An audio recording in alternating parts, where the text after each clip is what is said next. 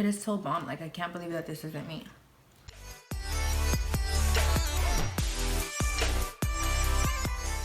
Hey guys, welcome back to my channel. Today I have another cooking video for you guys, and I know it's been a hot minuto, but yeah, it's just sometimes it's hard to record every time I cook.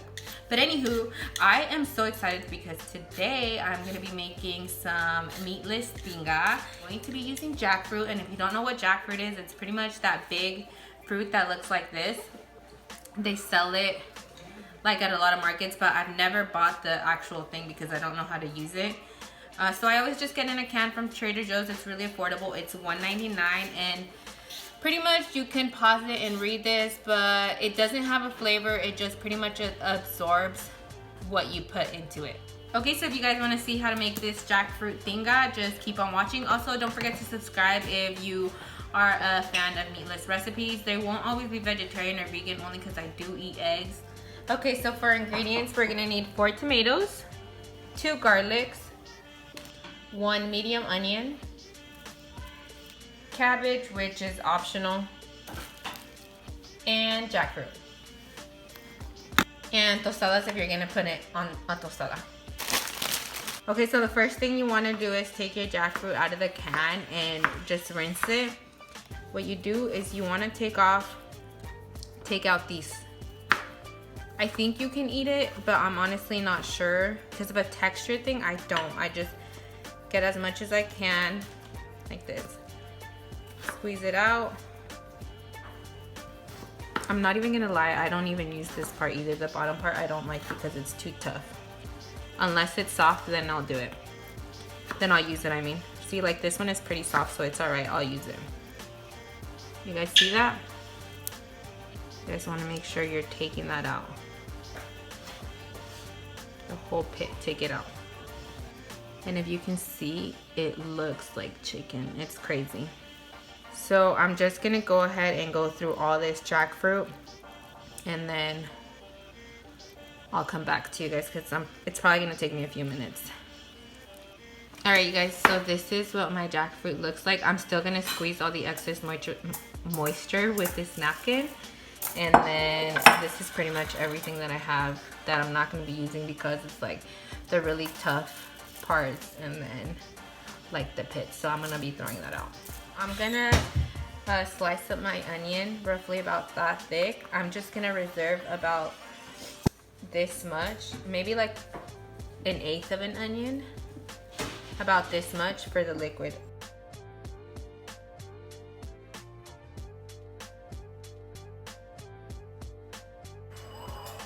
Okay, I'm just gonna set my onion to the side. Next, I'm just gonna chop up my cabbage. And I'm leaving this much behind. I only used about a little more than half of the cabbage. So the cabbage, it's optional. Like I said, all it does is add texture for me. It doesn't change the flavor whatsoever. Sometimes I add it, sometimes I don't. It just depends if I have it. For the actual tinga liquid, or sauce, whatever you want to call it, I'm just gonna do 4 tomatoes, and then my blender, the tiny piece of onion, 2 garlics. For the chipotle, I'm probably gonna do pretty much the whole can, but if you're not a spicy person, definitely only add like 1 or 2 chipotles. It's better to start off with a little amount than to do too much. So like I said, I think I'm gonna do the whole can pretty much. I'm leaving about that much. Okay, so I added 1 cup of water just so it could help the blending process, and if it needs more, I'll add it once it's about to get cooked down.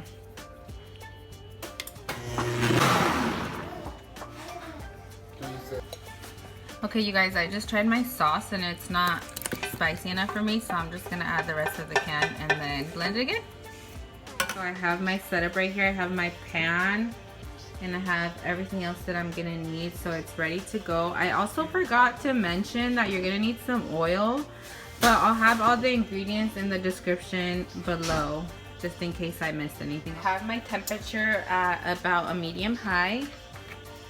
I'm just gonna add my oil and let that get hot. Okay, so my onion is starting to sizzle. I'm just gonna drop it all in there. And just break them all into the little strips. I'm gonna add a little bit of salt and pepper. Just a little bit, because when I add the jackfruit, I'm gonna add more. Pretty much just let this cook for like 2 to 4 minutes, just until it softens a little bit, stirring occasionally. Okay, so my onion is pretty translucent. You don't want it to caramelize, so once it gets to about this point, you can go ahead and remove it from the heat, because now we're gonna do the jackfruit. So I'm just gonna add a little bit more oil. Now I'm gonna add my jackfruit.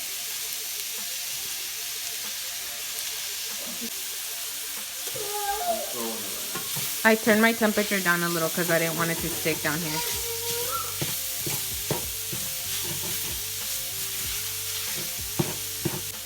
Okay, now I'm just gonna add a little bit of salt and pepper. One thing I like to do is grab one of these mashers and mash it down so all the big chunks that were left in there break apart. So I roughly let this cook down for like about 5 minutes. And now I'm gonna add my onion back in there. After you added your onion, you're gonna add your sauce. It is so bomb, it just needs salt.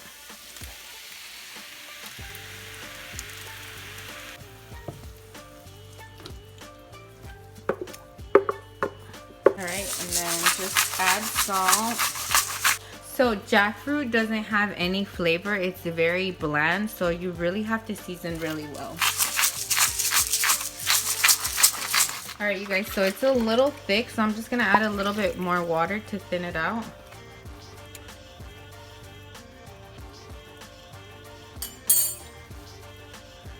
Okay, you could just call it done here, but because like I said, I am a texture person, I am going to add a little bit of cabbage.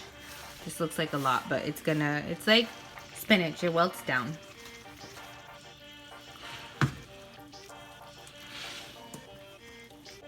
I remember I had this friend and she told me about this cabbage thing, and I remember I was like, ugh, that's kind of gross. But when I tried it, I was like, oh my god, it doesn't even taste any different at all. And then I never really did it because I figured it didn't really need it when I would eat like chicken tinga. But when I started doing the jackfruit, I started playing with it and I'm like, oh, maybe I should add it. And now I add it and I think it's really good. I think it gives it like a little twist to it. So yeah, fun fact, a little story time. You learn things from different people, you know? You guys, I'm not gonna lie, it's not that spicy for me. So I have this La Costeña chipotles. And I'm just gonna add the caldo to give it more spice.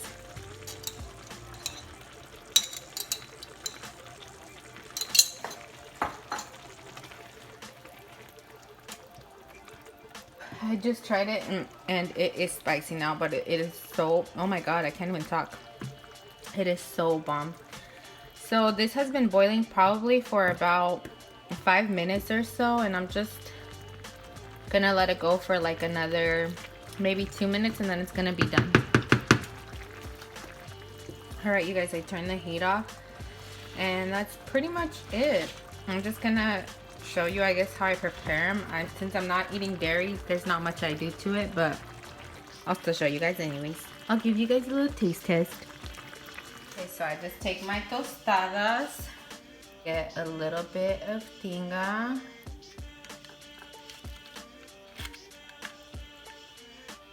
and I do a little bit of sour cream.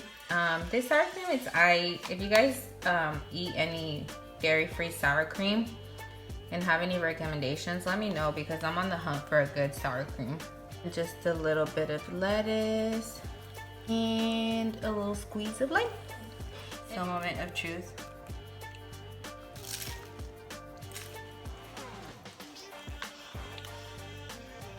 It is so bomb. I waited too long, so my tostada got soggy. Don't you hate that? But it is so bomb. Like tinga and vija is one of my most favorite Mexican dishes. So when I went on a meatless diet, I was so sad that I wouldn't be able to eat this. And then when I figured out that people did tinga with jackfruit, I was scared to try it. But I was so glad that I did, because this, if you are having a craving for tinga and you don't eat meat, this is it. Like, it is so bomb. Alright, you guys, that's it. You guys saw me stuff my face. It was so bomb. Definitely 10 out of 10. Except next time, I'm not going to cut the cabbage as big. I totally effed up. I was just trying to hurry up because, you know, I got a baby and mom life. You need to hurry up and do stuff. But anyways, thank you for watching. Don't forget to subscribe and share and like this video. Peace.